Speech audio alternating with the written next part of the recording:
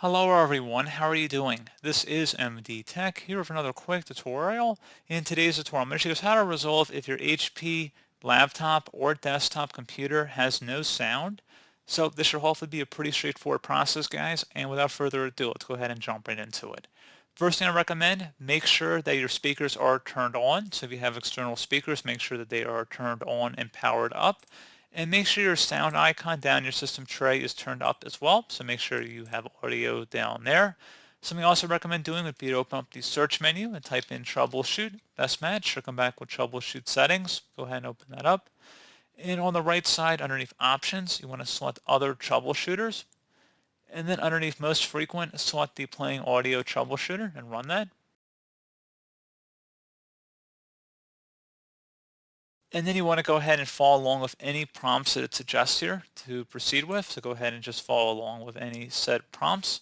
And then hopefully, again, that should be able to resolve the problem.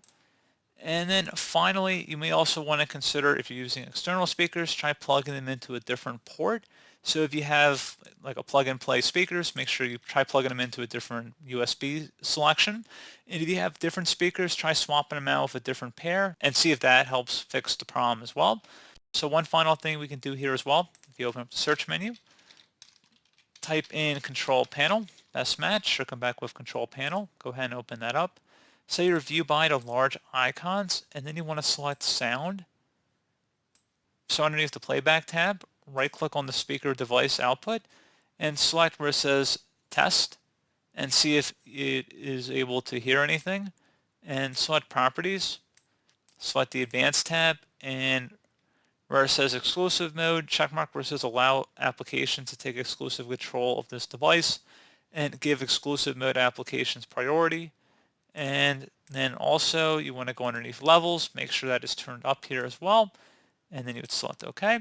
If you select the configure button, you can go ahead and actually set up your speaker configuration here as well and then test your device once more. So pretty straightforward process here, guys. Do hope I was able to help you out, and I do look forward to catching you all in the next tutorial. Goodbye.